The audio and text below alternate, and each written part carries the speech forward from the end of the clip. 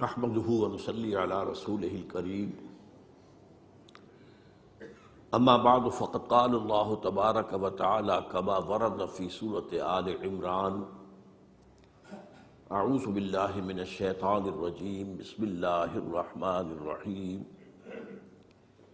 وتلك الأيام نداولها بين الناس وَلِيَعْلَمَ اللَّهُ الَّذِينَ آمَنُوا وَيَتَّخِذَ مِنكُمْ شُهَدَاءَ وَاللَّهُ لَا يُحِبُّ الظَّالِمِينَ صدق اللہ العظیم رب اشرح لي صدری ويسر لي امری واحلل عقدۃ من لسانی یفقہوا قولی اللہم ربنا الہمنا رشدنا واعذنا من شرور انفسنا اللہم ارنا الحق حقا وارزقنا اتباعہ وارنا الباطل باطلا وارزقنا اجتنابہ اللہم وفقنا ان نجاہد فی سبیلک باموالنا وانفسنا اللہم ارزقنا شہادتا فی سبیلک آمین یا رب العالمین۔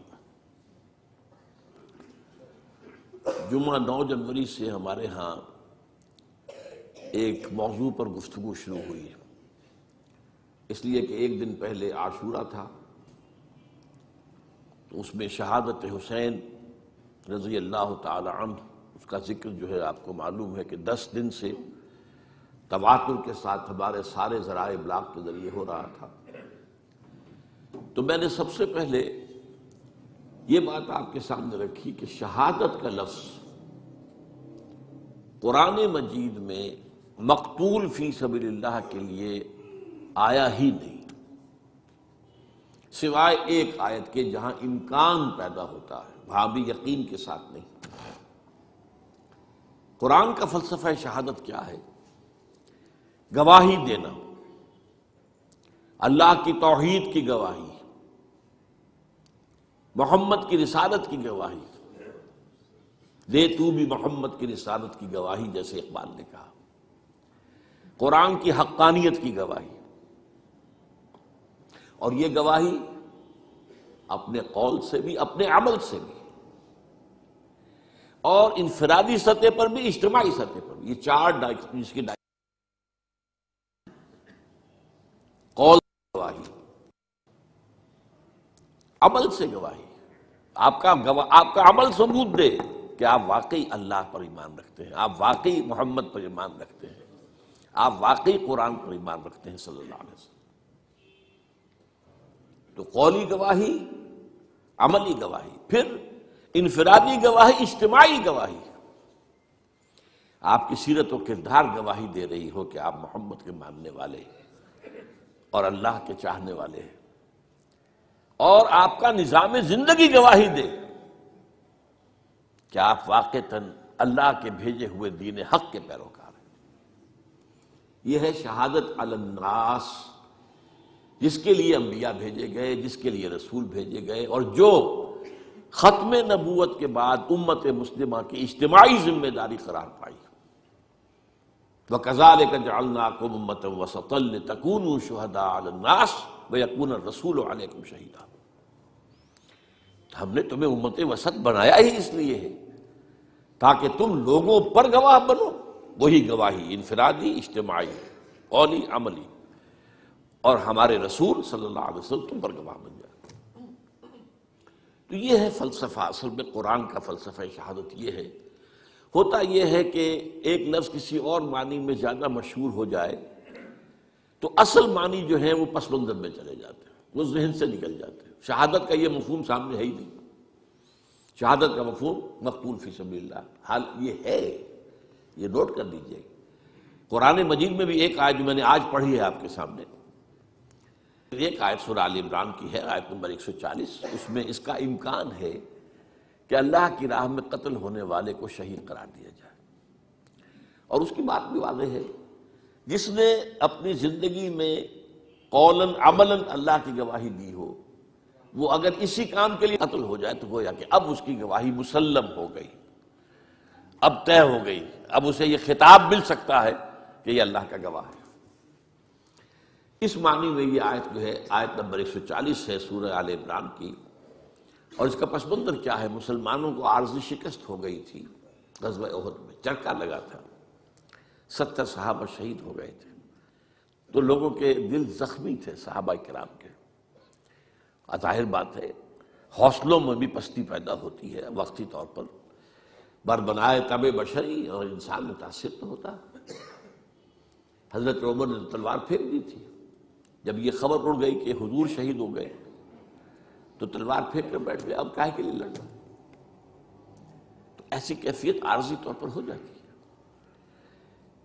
اس میں فرمایا گیا ہے کہ گھبراؤ نہیں، یہ تو دن ہیں جنہیں ہم الٹتے پھرتے رہتے ہیں، اوپر نیچے سی سا ہوتا رہتا ہے، اوپر نیچے اوپر نیچے، تلک الایام نداولھا بین الناس، اور اسی سے ہم آزمائش کرتے ہیں تاکہ ہم دیکھ لیں کہ کون ہے واقعتاً جو ایمان والے ہیں، جو نامساعد حالات میں بھی ڈٹے رہتے ہیں، کھڑے رہتے ہیں، جمے رہتے ہیں، اور اللہ تم میں سے کچھ کو اپنا گواہ بھی بنا لے۔ یہاں اس گواہی کے معنی اللہ کی راہ میں قتل ہو جانے کے لیے جا سکتے ہیں۔ البتہ احادیث کے اندر یہ لفظ بکثرت آیا ہے، لیکن آیا ہے استشہاد کے حوالے سے، باب استفعال سے۔ شہدہ یا شہدوں کے معنی تو ہوں گے موجود ہونا، استشہدہ یستشہد استشہادن، کسی کو گواہ بنا لینا، لیتخذ منکم شہداء، استشہدہ وہ گواہ بنا لیا گیا، اس کی گواہی گویا کہ اللہ کے ہاں قبول ہو گئی۔ پھر ہم نے اس دوسری قسم کی جو شہادت ہے اس کے ضمن میں خلفائے ثلاثہ کی شہادت کا ذکر کیا تھا، اور اس کے تاریخی پس منظر کو سمجھنے کے لیے کہ یہ چیزیں جو ہے منطقی طور پر یہ لڑیاں ایک دوسرے سے ملی جلی نظر آئیں، معلوم ہو کہ کیا منطقی ربط ہے۔ تو وہ جو فلسفہ میں نے بیان کیا کہ خود حضور کی سیرت اور قرآن مجید کا بھی اصل فہم حاصل نہیں ہو سکتا جب تک کہ یہ سامنے نہ ہو کہ آپ کی جد و جہد ایک انقلابی جد و جہد تھی، اور آپ نے بالفعل ایک انقلاب برپا کیا، نظام قائم کیا۔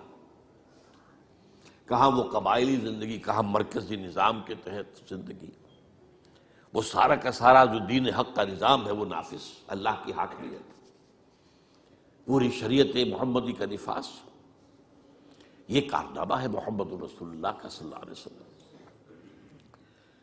اس کے اعتبار سے سمجھنا چاہیے کہ ہر انقلاب کے بعد کاؤنٹر ریولوشنری موومنٹس اٹھتی ہیں لازماً۔ انقلاب جب قریب ہوتا ہے کامیابی کے تو جو مخالفین ہوتے ہیں انقلاب کے وہ ذرا دبک جاتے ہیں، وہ جس کو میں نے کہا تھا نیمی پا لینا، بھائی ذرا سر جھکا دو اب تو، اس لیے کہ اب it's no use continuing resistance, اب آپ نہیں کر سکتے مقابلہ۔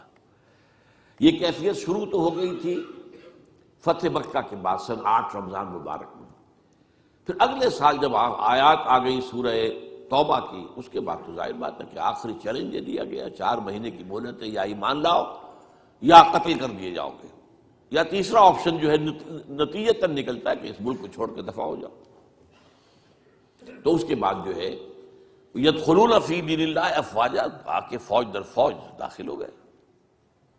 لیکن اس کے بعد پھر کاؤنٹر ریولوشنری موومنٹ شروع ہوئی اب اس کو ختم کرنے کے لیے، اور میں نے عرض کیا آپ سے کہ چونکہ سب سے بڑی ایگریوڈ پارٹی کون تھی، سب سے زیادہ جس مذہب کا قلع قمع ہوا وہ کون سا تھا؟ مشرکین عرب کا مذہب، شرک۔ لہذا جزیرہ نماء عرب ہی سے 2 مخالف انقلاب تحریکیں اٹھی، ایک جھوٹے نبی کھڑے ہو گئے اور منکرین زکوٰۃ کھڑے ہو گئے۔ اسے کہا گیا ارتداد عمومی، تقریباً پورا عرب مرتد ہو گیا۔ جو یدخلون فی دین اللہ افواجا ہوئے تھے وہ یخرجون فی من دین اللہ افواجا بھی ہو گئے۔ حجاز کے چند شہروں تک اسلام محدود رہ گیا۔ یہ حضرت ابوبکر کی عزیمت اور ہمت، یہ اس کا ایک بڑا اہم درخشاں باب ہے کہ انہوں نے آئرن ہینڈ کے ساتھ، حالانکہ وہ بڑے نحیف الجثہ اور بڑے آپ کہیے رقیق القلب انسان تھے، لیکن یہ کہ اس وقت ان کی عزیمت، ان کی ہمت وہ بروئے کار آئی، اور ان دونوں تحریکوں کو آپ نے قوت کے ساتھ کچل کر رکھ دیا، اور گویا کہ اندرون ملک عرب، جزیرہ نماء عرب، انقلاب محمدی کو اثر نو کنسولیڈیٹ کر کے عمر کے حوالے ہو گیا رضی اللہ تعالی عنہ۔ اب حضرت عمر کے زمانے میں فتوحات کا اب دائرہ جو ہے، اب اندر سے سکون، جزیرہ نما عرب کے اندر امن ہے، لہذا ساری توجہ خارج کی طرف ہوئی۔ اور اس میں سب سے زیادہ جس کو نقصان پہنچا وہ سلطنت ایران تھی، اگرچہ سلطنت روما کو بھی پہنچا، لیکن سلطنت روما 3 بر اعظموں پر تھی، شمالی افریقہ، مشرقی یورپ، مغربی ایشیا، شام کا علاقہ۔ لیکن سلطنت ایران جو ہے اس میں سے سلطنت روما کی ایک ٹانگ ٹوٹی تھی، یعنی ایشیائی جو مقبوضات تھے، باقی تو انٹیکٹ تھی۔ ایران جو ہے تہس نہس ہو گیا، ختم ہو گیا۔ یزدگرد نے حضور کے نامہ مبارک کو چاک کیا تھا تو آپ نے فرما دیا تھا اس نے میرا خط نہیں چاک کیا، اپنی سلطنت کے پرزے اڑا دی۔ اب اس کی ظاہر بات ہے کہ اس پر جو اب وہاں سے جو کاؤنٹر ریولوشنری موومنٹ آیا وہ ایرانین نیشنلزم کا تھا۔ ابو لولو فیروز اور اس کے پیچھے ہرمزان، یہ ایرانی سازش تھی جس نے کہ حضرت عمر کو شہید کیا رضی اللہ تعالی، مسجد کے اندر نماز پڑھتے ہوئے 6 وار کیے۔ تیسری چیز جو بہت زیادہ جسے گزند پہنچا تھا وہ بطور مذہب یہودیت تھی۔ مدینے سے 3 قبیلے نکالے گئے، خیبر وغیرہ آس پاس کے قلعے ختم کیے گئے، اور یہودی جو ہیں اس پوزیشن میں تو نہیں تھے کہ کوئی عسکری کوئی تحریک اٹھائیں مسلمانوں کے خلاف، لیکن عیاری کے انداز سے عبداللہ ابن سبا میدان میں آیا، اس نے اسلام کا لبادہ اوڑھا اور اندرونی طور پر سازش برپا کی۔ میں اس کی بات میں پچھلی مرتبہ عرض کر چکا ہوں، جس کے نتیجے میں حضرت عثمان شہید کیے گئے رضی اللہ تعالی۔ یہ دوسری شہادت ہو گئی۔ یہ گویا کہ دونوں شہادتیں جو ہوئی ہیں یہ کاؤنٹر ریولوشنری موومنٹس تھی۔ اب آج کا میرا موضوع ہے شہادت علی رضی اللہ تعالی عنہ۔ اصل میں حضرت علی رضی اللہ تعالی عنہ کی شہادت بھی اسی الفتنۃ الکبریٰ کا تسلسل ہے، وہ جو عبداللہ ابن سبا کا پیدا کردہ عظیم ترین فتنہ تھا، اسی کا ایک نتیجہ حضرت علی کی شہادت بھی ہے، لیکن وہ بات ذرا تفصیل سے سمجھنی ہوگی۔ اور اس کے لیے میں ممنون احسان ہوں، حال ہی میں ایک کتاب چھپی ہے، ڈاکٹر سید رضوان علی ندوی، وہ محقق ہیں تاریخ کے، انہوں نے بڑی تاریخی تحقیق کے بعد جو باتیں بیان کی ہیں وہ میں آپ کے سامنے رکھ رہا ہوں۔ عرب میں جنوب مغرب کی کونے میں جہاں یہ یمن بھی آباد ہے، اس کے اوپر نجران ہے، اسی علاقے میں یمامہ کا علاقہ کہلاتا ہے۔ یہاں ایک قبیلہ آباد تھا بنو تمیم۔ یہ جو لوگ تھے بڑے کرخت مزاج، جنگجو، اکھڑ، ضدی، اور جس بات کو ایک دفعہ مان لیں اس پر اڑ جانے والے اور مر مٹنے والے۔ یہیں سے فتنہ پہلا اٹھا تھا۔ سب سے بڑا جو نئے جھوٹے نبی کھڑے ہوئے تھے ان میں سب سے بڑا تو مسیلمہ کذاب تھا، یہی تو علاقہ تھا،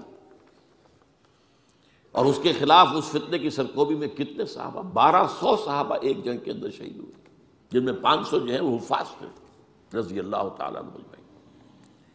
تو یہ لوگ جو یہ تھے بڑے زوردار تھے۔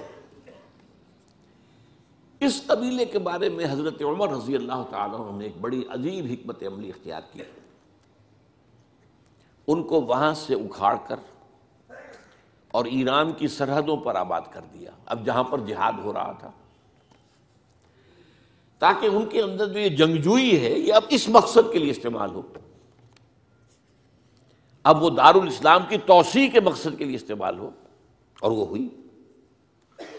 حضرت عمر نے 2 چھاونیاں بنائی تھی رضی اللہ تعالیٰ عنہ، کوفہ اور بصرہ، کیونکہ ظاہر بات ہے کہ اب جو اسلام کا دائرہ پھیل رہا تھا اور اسلامی حکومت پھیل رہی تھی، اور زیادہ تر جو ہے مشرق کی طرف پھیل رہی تھی، ایران اور خراسان وغیرہ کی طرف، تو اب مدینے سے اس کا کنٹرول اتنا آسان نہیں تھا، فاصلہ تھا، تو چھاونیاں بنائیں تاکہ یہ اس سرحد کے اوپر یہ موجودہ مرکز رہے، یہاں فوجیں موجود رہیں، کہیں کوئی بغاوت ہو تو اس کو کچلنے کے لیے وہ قوت فوری طور پر دستیاب ہو سکے۔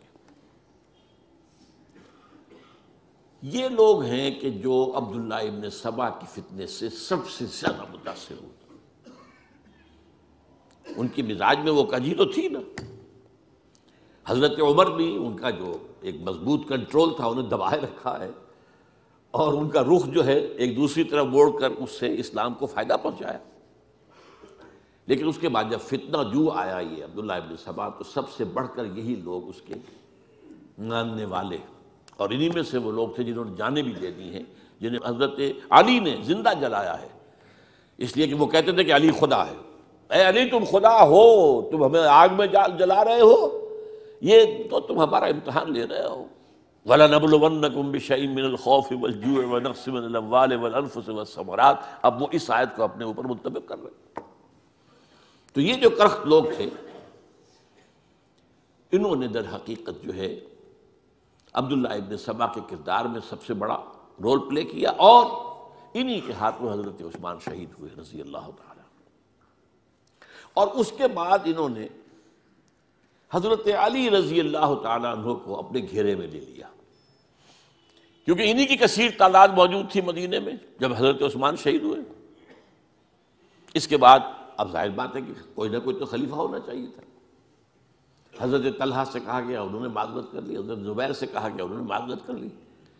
اب ظاہر بات ہے کہ حضرت علی آخر امت کو چھوڑا تو نہیں جا سکتا تھا بغیر امام کے. انہوں نے قبول کر لی، اگرچہ حضرت حسن روکتے رہے کہ ابا جان یہ ان لوگوں کی بیعت جو ہے آپ قبول نہ کیجیے. حضرت حسن تو ان میں سے ہیں جو حضرت عثمان کے دروازے پر کھڑے تھے پہرے دار کی حیثیت سے، حسن اور حسین رضی اللہ تعالیٰ عنہ. انہیں تو معلوم تھا فتنہ جو کون لوگ ہیں. اس کے بعد حضرت علی رضی اللہ تعالیٰ عنہ نے اسی حکمت سے، جس حکمت کے تحت حضرت عمر نے یہ چھاونیاں آباد کی تھیں، دارالخلافہ بھی مدینے سے کوفہ منتقل کر دیا تاکہ پورے عالم اسلام کو کنٹرول کیا جا سکے اس مرکز کے ساتھ. اس کا نتیجہ یہ نکلا کہ اب گویا کہ حضرت علی کے گرد ان لوگوں کا گھیراؤ مکمل. کوفے میں یہی تو آباد تھے، کوفی یہی تو تھے. حضرت عمر نے انہیں لا کے یہاں آباد کیا تھا. جب حضرت علی نے کوفے کو اپنا دارالخلافہ قرار دیا تو گویا کہ ان کا پھر عمل دخل بہت بڑھ گیا. ایک طریقے سے یوں کہا جا سکتا ہے کہ انہوں نے اب حضرت علی رضی اللہ تعالیٰ عنہ کو اپنے محاصرے میں لے لیا. چنانچہ جنگ جمل کے موقع پر یہ ہوا ہے کہ صلح ہو گئی تھی. حضرت عائشہ رضی اللہ تعالیٰ عنہ کے جو نمائندے تھے اور ادھر سے حضرت علی، صلح ہو گئی تھی، طے ہو گیا تھا کہ ہاں قاتلین عثمان کو جو ہے اس کو سزا دی جائے گی، قصاص لیا جائے گا حضرت عثمان کی قتل کا. لیکن ان لوگوں نے 10,000 آدمی کھڑے ہو گئے کوفے کے اندر، ہم سب قاتل ہیں عثمان کے، لو قصاص ہم سے اگر لے سکتے ہو. جس کے نتیجے میں اور انہوں نے جنگ شروع کر دی. اور جب جنگ شروع ہو جائے تو پھر اس کے بعد تو کوئی نہیں دیکھ سکتا کیوں شروع ہوئی، کیسے شروع ہوئی، کس نے شروع کی. اب تو یا مارو یا مرو، دو ہی باتیں ہوتی. 10,000 مسلمان ایک رات میں شہید ہوئے جنگ جمل میں. اب اس کے بعد حضرت علی رضی اللہ تعالیٰ عنہ کی خلافت جو ہے حضرت امیر معاویہ نے ماننے سے انکار کر دیا. جب تک قاتلین عثمان کو سزا نہیں دیتے ہم بیعت نہیں کریں گے. یہ نہیں کہ دعویٰ کیا ہو کہ میں خلافت کا حقدار ہوں، یہ نہیں، لیکن یہ کہ آپ کو ان کو سزا دینی چاہیے. اب یہ تھا وہ مخمصہ جس میں حضرت علی رضی اللہ تعالیٰ عنہ وہ فرماتے تھے تو میرا ساتھ دو تو میں ان قاتلین عثمان سے سزا جو ہے ان کو سزا دے سکتا. ادھر انہیں پتا تھا کہ میں سرنڈر کرتا ہوں تو مجھے علی تک تو پہنچنے کوئی نہیں دے گا، راستے میں ختم کر دیں گے رضی اللہ تعالیٰ عنہ. تو یہ پیچ تھا ایک جو ایسا پڑا ہے. اب اس میں جب حضرت معاویہ اور حضرت علی کے مابین فیصلہ کن جنگ ہوئی، جنگ صفین جسے کہتے ہیں، جس میں 70,000 مسلمان ایک دوسرے کی تلواروں، تیروں، نیزوں سے قتل ہوئے. اس موقع پر حضرت معاویہ کی طرف سے ایک آفر آئی. قرآن مجید کو نیزے پر اٹھا کر لوگوں نے کہا کہ یہ خون ریزی بند کر دو، ہم قرآن کا فیصلہ ماننے کو تیار ہیں. حضرت علی دیکھ رہے تھے کہ یہ اصل میں میری فتح کو شکست سے بدلنے کا پروگرام ہے. تقریباً فتح میری ہو چکی ہے، لیکن یہ جو طبقہ تھا یہ انہوں نے کہا نہیں بڑی ٹھیک بات کہہ رہے ہیں وہ، مانیے ان کی بات، جنگ بند کی۔ انہوں نے ہی یہی لوگ تھے جنہوں نے مجبور کیا حضرت علی کو کہ وہ تحکیم پر رضامند ہو جائے۔ اس کے بعد تحکیم میں جو معاملہ ہوا، حضرت علی حضرت عبداللہ ابن عباس کو اپنی طرف سے حکم بنانا چاہتے تھے، یہ اڑ گئے نہیں۔ یہ اڑ جانے والے لوگ، اور یہی اصل قوت تھے، وہاں ساری طاقت تو انہی کی تھی۔ تو انہوں نے ابو موسیٰ اشعری کو اپنی طرف سے مقرر، وہ بہت نرم خو آدمی تھے، انہیں بناؤ۔ بہرحال جو بھی بات طے ہوئی، اب تاریخ کی روایتوں میں اختلاف ہو سکتا ہے، کہا یہ جاتا ہے کہ طے تو یہ ہوا تھا حکمین کے مابین، ادھر سے ابو موسیٰ اشعری، ادھر سے عمرو بن العاص رضی اللہ تعالی عنہما، کہ آپ اپنے جو کلائنٹ ہیں حضرت علی، آپ انہیں معزول کر دیجئے، میں معاویہ کو معزول کر دیتا ہوں، پھر جو ہے مسلمان فیصلہ کر لیں کسی اور کی عبادت۔ انہوں نے کھڑے ہو کے کہہ دیا میں علی کو معزول کرتا ہوں، اور عمرو بن العاص نے کہا کہ میں معاویہ کو قائم کرتا ہوں۔ اب یہ ہے روایت، واللہ عالم، اس میں کتنا سچ ہے کتنا جھوٹ ہے، میں کوئی مورخ نہیں ہوں، میں کوئی تاریخ کا محقق نہیں ہوں۔ اس کے بعد جو ہے اب یہ لوگ انہوں نے کہا کہ مانیے تحکیم کو، اور جب انہوں نے حضرت علی نے اس تحکیم کے فیصلے کو ماننے سے انکار کیا تو باغی ہو گئے، حضرت علی کو کافر قرار دیا، اور جا کر ایک جگہ پر حرورہ ایک جگہ تھی، وہاں پر جا کے جمع ہو گئے، جتھا بندی کی، بہت بڑی طاقت پر وہاں کری۔ انہوں نے طے کیا کہ علی بھی کافر ہو گیا، معاویہ بھی کافر ہو گیا، عمرو بن العاص بھی کافر ہو گئے، سب کافر ہیں۔ حضرت علی کی طرف سے ایک گئے سفیر ان سے بات کرنے کے لیے، تو انہوں نے کہا تم ہی نے تو کہا تھا کہ تحکیم کو تسلیم کرو، کہ ہاں ہم نے گناہ کیا تھا، کفر کیا تھا، ہم توبہ کی ہم نے، اگر علی بھی مان لے کہ میں نے مان کر کفر کیا تھا اب میں توبہ کرتا ہوں تو ہم ان کو بات مان لیں گے۔ اب حضرت علی اس طرح کا جھوٹ کیسے بولتے، انہوں نے تو کوئی کفر نہیں کیا تھا۔ بہرحال انہوں نے پھر بھی نرمی برتی کہ دیکھو اگر تم کوئی خونریزی نہیں کرو گے، فساد نہیں مچاؤ گے تو میں تمہیں کچھ نہیں کہوں گا، لیکن وہ اپنی ان شرارتوں سے بعد نہیں آئے۔ تو پھر تیسری جو بڑی جنگ ہوئی ہے ان جنگوں میں، جنگ نہروان کہلاتی ہے، حضرت علی کی جنگ خوارج کے ساتھ، جس میں 4000 خارجی جو ہے وہ قتل ہوئے۔ اور یہ بات اب آپ نوٹ کر لیجئے کہ یہ لوگ جیسا کہ اکھڑ بھی تھے لیکن اپنی بات پر ڈٹ جانے والے تھے، لیکن ساتھ ہی دیندار بھی تھے، نمازی اور روزہ دار بھی تھے۔ یہ اس طرح کے لوگ نہیں تھے کہ جو فاسق اور فاجر ہو، بس یہ مزاج کا ایک ہے، جو بات دل میں بیٹھ گئی اڑ گئے۔ تو یہ اصل میں انہوں نے پھر فیصلہ کیا کہ اور تو ہمارے بس میں اب کچھ نہیں ہے، ان تینوں کو قتل کر دیا جائے، علی کو بھی اور معاویہ کو بھی اور عمرو بن العاص کو بھی۔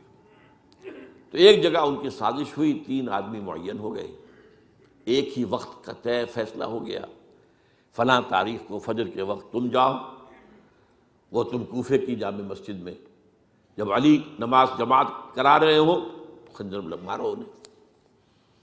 اور یہ اس کا نام ابن ملجم تھا، خارجی، یہ وہی لوگ بنو تمیم کے لوگ۔ دوسرا جو تھا وہ دمشق میں حضرت معاویہ کو قتل کرنے شہید کرنے کے لیے پہنچ گیا۔ تیسرا مصر پہنچ گیا حضرت عمرو بن العاص کو۔ اب یہ بات اللہ کی طرف سے ہے، یہ تو اس کی مشیت ہے، اس کا فیصلہ ہے۔ حضرت علی پر وار کارگر ہوا، آپ شہید ہو گئے۔ حضرت معاویہ پر وہ وار ذرا اوچھا پڑا، زخمی تو ہوئے لیکن آپ کی جان بچ گئی۔ عمرو بن العاص اس روز مسجد میں کسی معذوری کی وجہ سے، عذر کی وجہ سے فجر میں آ ہی نہیں سکے، لہذا حضرت علی کی شہادت ہو گئی۔ اب یہ ہے اصل پس منظر، کن لوگوں نے کیا شہید، اصل میں وہ سمجھ لینے کی بات ہے۔ یہ خوارج نے شہید کیا، لیکن خوارج کا فتنہ سبائی فتنے ہی کا آف شوٹ ہے، اسی کے ذیل میں ہے، اسی کی ایک شاخ ہے، اسی کا ایک نتیجہ ہے۔ یہ خوارج جو ہے بعد میں بھی ان کی مسلسل جو ہے وہ جنگیں رہی ہیں۔ بہرحال اس صورتحال کو یہ سمجھ لیجئے کہ یہ خلفائے ثلاثہ رضی اللہ تعالی عنہ، حضرت عمر شہید، عثمان شہید، علی شہید۔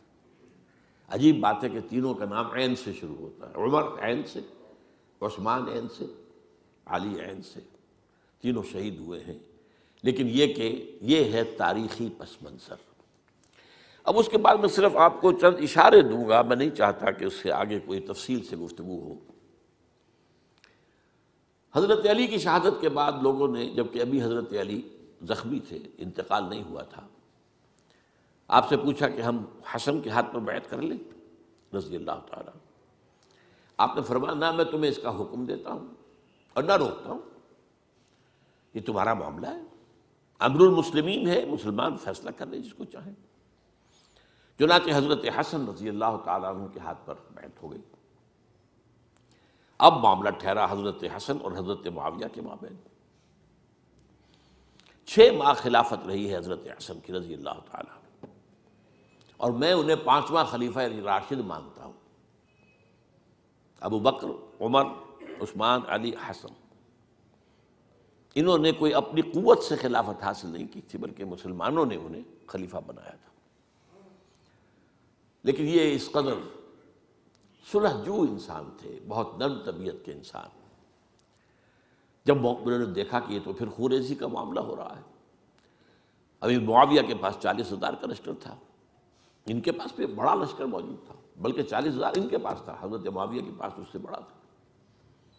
انہوں نے صلح کر لی حضرت معاویہ سے رضی اللہ تعالیٰ، اور وہ حدیث ان کے حق میں جو ہے پیشن گوئی تھی وہ پوری ہو گئی کہ حضور نے فرمایا تھا میرا یہ بیٹا مسلمانوں کے 2 گروہوں کے مابین صلح کرائے گا۔ یہ سن 41 ہجری کا واقعہ ہے، جب صلح ہو گئی اور حضرت حسن دستبردار ہو گئے اور امیر معاویہ کو اب خلیفہ تسلیم کر لیا گیا۔ اس کو عام الجماعہ کہتے ہیں، یعنی وہ انتشار اور تفرقہ جو سبائی فتنے سے شروع ہوا تھا، اگرچہ اس کا نقطۂ آغاز تو بالفعل بنا شہادت عثمان، پھر وہ جنگ جمل اور جنگ صفین اور جنگ نہروان، اور اس کا ایک نتیجہ جو نکلا وہ کیا تھا کہ اسلامی حکومت کی حدود کی جو توسیع ہو رہی تھی وہ عمل رک گیا۔ وہ تو خلفائے ثلاثہ، اب یہ ثلاثہ میں گن رہا ہوں، حضرت ابوبکر، حضرت عمر، حضرت عثمان، ان کے دور میں ساری توسیع ہوئی، فتوحات ہوئی۔ حضرت علی کا دور جو ہے سارا خانہ جنگی کی نظر ہو گیا۔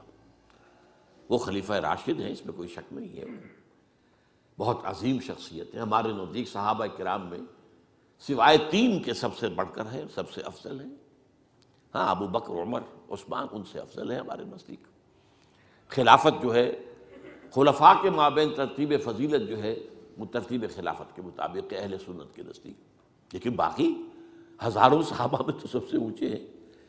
اس حوالے سے حضرت علی کا کوئی قصور نہیں ہے رضی اللہ تعالیٰ، ان کی کوئی کوتاہی نہیں ہے، انہیں خلافت ملی ہی ایسے پرفتن دور میں ہے۔ اگر کہنا جو ہے، اگر روکا گیا ہے کہ یہ کلمہ لو مت استعمال کیا کرو، اگر یوں ہوتا تو یوں ہو جاتا، لیکن یہ کہ بہرحال ہمارا سوچنے کا ایک انداز ہے، اگر حضرت علی کو اول دور میں خلافت ملی ہوتی تو ان کے کچھ اور نتائج اور ہوتے۔ اب یہ پرفتن دور کے اندر خلافت ملی، خانہ جنگی ہو رہی، اور جو حالات میں نے آپ کو بتائے ہیں، ظاہر بات ہے کہ وہ دور جتنا نہ ذرائع آمد و رفت ایسے تھے، نہ ذرائع مواصلات ایسے تھے، نہ کمیونیکیشنز ایسی تھیں، وہ تو یوں سمجھیے کہ دارالخلافہ کے اندر کے حالات جو ہیں بس وہیں پر فیصلہ ہو رہا تھا، یا پہلے مدینے میں ہوا، حضرت عثمان شہید ہوئے، اور یا پھر کوفے میں ہو گیا۔ وہ تو اصل جو بھی طاقت اس مرکز کے اندر جس کے پاس طاقت تھی، اسی نے جو بھی اپنا فیصلہ ہے وہ منوا لیا۔ بہرحال یہ جو حضرت حسن نے مصالحت کی ہے، جس کی بنا پر ہم تو انہیں سلام کرتے ہیں، ان کا احترام کرتے ہیں، انہوں نے خانہ جنگی ختم کی، فساد جو ہے اس کی جڑ کاٹ دی، تعامل جماعت ہو گیا، اب امن ہو گیا۔ اور نوٹ کیجئے اس کے بعد 20 برس تک امیر معاویہ کی حکومت رہی ہے، 20 برس، اور کامل امن رہا ہے۔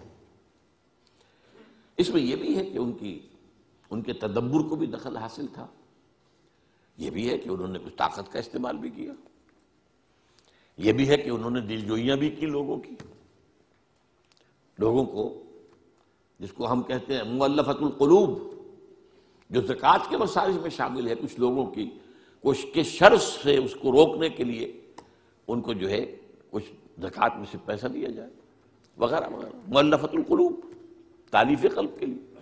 بہرحال نتیجہ یہ ہے، تاہم یہ جان لیجیے کہ حضرت معاویہ صحابی رسول ہیں، ہم ان کو تسلیم کرتے ہیں، لیکن ان کی خلافت کو خلافت راشدہ ہم نہیں مانتے، اس لیے کہ وہ انہوں نے اپنی طاقت سے حاصل کی ہے۔ میں نے اسی لیے کہا حضرت حسن رضی اللہ تعالیٰ عنہ کی خلافت خلافت راشدہ ہے، لیکن حضرت معاویہ کی خلافت خلافت راشدہ، اگرچہ اس میں عمل رہا، اور وہ جو عمل رک گیا تھا، وہ جو مزید توسیع دارالاسلام کی، وہ دوبارہ شروع ہو گیا، خراسان کی طرف پیش قدمی شروع ہو گئی، ادھر پہلا بحری بیڑا بنایا حضرت معاویہ نے رضی اللہ تعالیٰ عنہ، اور یہ بحیرہ روم کے بعد جزائر کو فتح بھی کیا۔ انہی کے زمانے میں مسلمان فوجیں جو ہیں استنبول تک پہنچ گئی، قسطنطنیہ تک، قسطنطنیہ کی فصیل تک پہنچ گئے، اگرچہ فتح نہیں ہو سکا قسطنطنیہ اس وقت، وہ تو بعد میں کئی سو سال بعد ترک جو خلیفہ تھا اس کے ہاتھ میں فتح ہوا، محمد فاتح، لیکن یہ کہ باہر پہنچ گئے تھے وہاں تک، یہ عمل بھی شروع ہو گیا۔ لیکن انہی لوگوں نے حضرت حسن کو گالیاں دی اس کام پر کہ تم نے صلح کیوں کی، امیر الکافرین کہا، امیر المنافقین کہا، اور انہیں خطاب یا عار المومنین، اے مومنوں کے لیے عار کا اور شرم کے باعث، اور ان کے خیمے پر حملہ کیا، اسے جلایا، ان کی جان کے در پہ تھے کہ تم نے صلح کیوں کی۔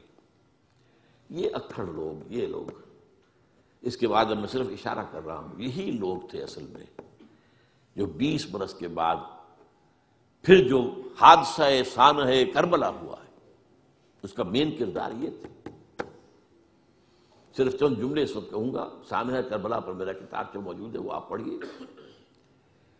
حضرت معاویہ رضی اللہ تعالیٰ عنہ کو مغیرہ ابن شعبہ ایک بزرگ صحابیوں میں سے تھے، انہوں نے مشورہ دیا کہ دیکھیے آپ کی خلافت سے پہلے 4 برس تک خانہ جنگی رہی، 1 لاکھ کے قریب مسلمان ایک دوسرے کی تلواروں سے ختم ہو گئے۔ اب اگر وہ زمانہ گزر گیا، کبار صحابہ تو فوت ہو چکے، بڑے صحابہ تو گئے، اب تو یہ 9 مسلم جو فتح کے بعد ایمان لائے یا اس کے بعد ایمان لائے جبکہ سورہ توبہ کی آیات نازل ہو گئی، اب تو یہ لوگ، یا پھر اب نئے لوگ جو مفتوحہ علاقے میں ایمان لا رہے ہیں، مسلمان ہو رہے ہیں۔ لہٰذا اب وہ جو مسلمانوں کا ایک نظام خلافت راشدہ کا تھا، اگر اس کے پیچھے کسی مضبوط قبیلے کی طاقت نہ ہو تو وہ مرکزیت قائم نہیں رکھ سکے گا، لہذا آپ یزید کو اپنا ولی عہد مقرر کر دیں۔ حضرت معاویہ کچھ رہے متردد، لیکن بعد میں ان کی سمجھ میں یہ بات آ گئی۔ یہاں یہ نوٹ کر لیجئے کہ میں یا آپ حضرت معاویہ کے فیصلے سے اختلاف کر سکتے ہیں، ان کی نیت پر حملہ نہیں کر سکتے، وہ صحابی ہیں، الصحابۃ کلہم عدول، ان کی نیت بھی یہی تھی، مسئلہ سمجھی اس میں کہ وہی امن جو ہے وہ برقرار رہے۔ اس وقت جو ہے کچھ تھے ہمارے جو اس وقت اگرچہ وہ صغار صحابہ میں شمار ہوتے تھے، لیکن اب وہ کبار تھے، وہ کھڑے ہو گئے کہ آپ یہ کام غلط کر رہے ہیں، یہ قیصریت اور کسرویت جو ہے اس کا آغاز کر رہے ہیں۔ اور یہ کون لوگ تھے؟ اب دیکھیے ترتیب، ابو بکر کے بیٹے عبد الرحمن، عمر کے بیٹے عبداللہ ابن عمر، عباس کے بیٹے عبداللہ ابن عباس، زبیر کے بیٹے عبداللہ ابن زبیر، علی کے بیٹے حضرت حسین۔ حضرت حسن فوت ہو چکے تھے، کیونکہ یہ عین وسط میں ہوا واقعہ، 20 سال کے درمیان 10 سال حضرت معاویہ کی حکومت کو شروع ہوئے 10 سال ہو چکے تھے۔ میری جو تحقیق ہے یا مطالعہ اس کے مطابق تو یہ ہے کہ حضرت عثمان نے مصلحت سے، حضرت معاویہ نے مصلحت سے کام لیا اور ان پر جبر نہیں کیا، لیکن انہی ندوی صاحب نے کچھ لکھا ہے کہ بالجبر بھی ان سے بیعت لے لی، بیعت ولی عہدی، مجھے اس سے اختلاف ہے۔ یہ حضرات ایسے نہیں تھے کہ جو بالجبر بیعت کرنے والے ہوں، میں اس کو ماننے کو تیار نہیں ہوں۔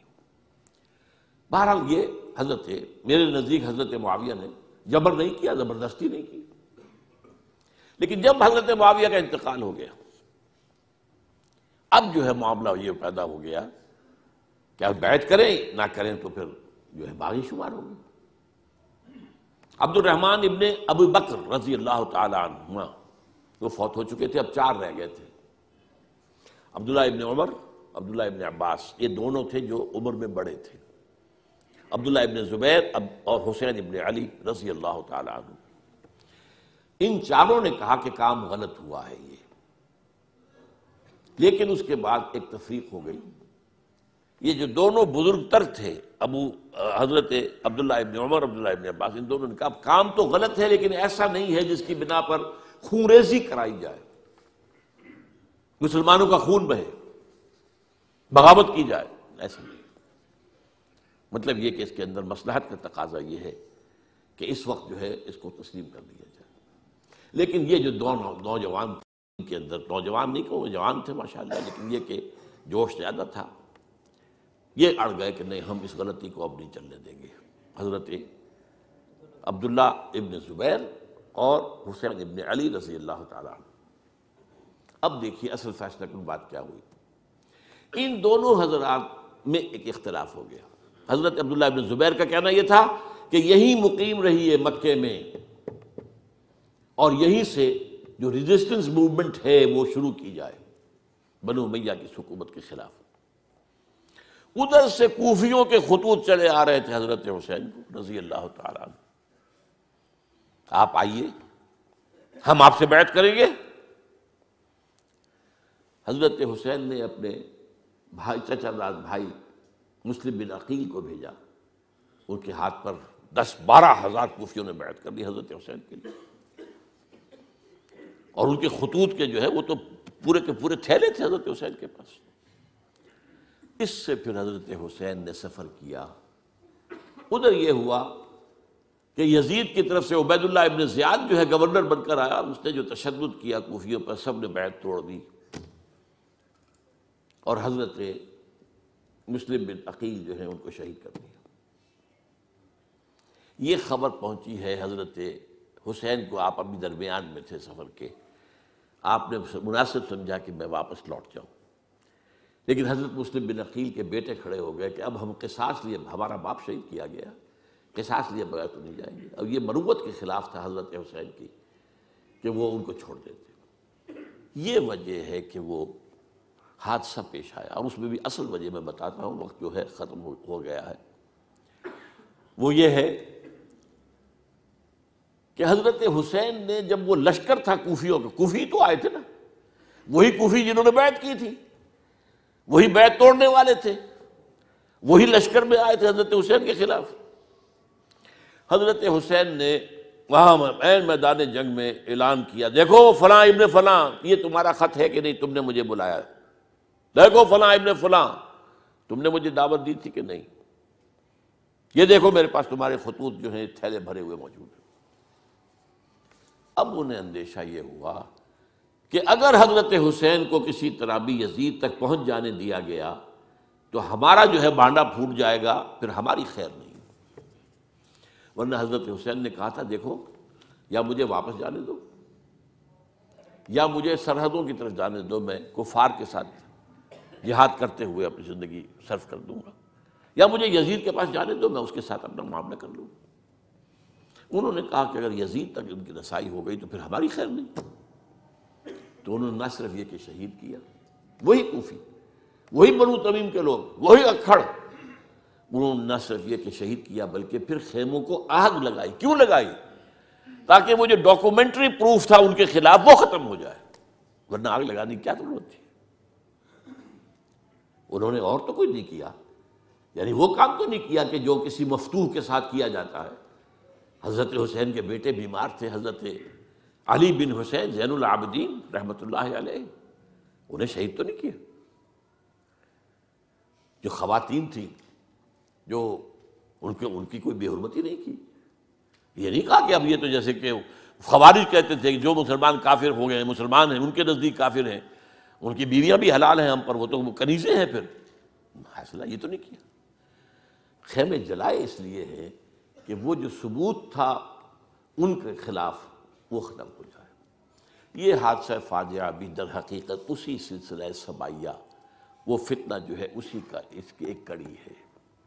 یہ ہے وہ ہماری تاریخ کے جو ہمارا صدر اول ہے، اس میں جو یہ شہادتیں ہوئی ہیں ان کا تاریخی پس منظر۔ آج اسی پر اکتفا کر رہا ہوں۔ اقول قولی ھذا واستغفر اللہ لی ولکم ولسائر المسلمین والمسلمات۔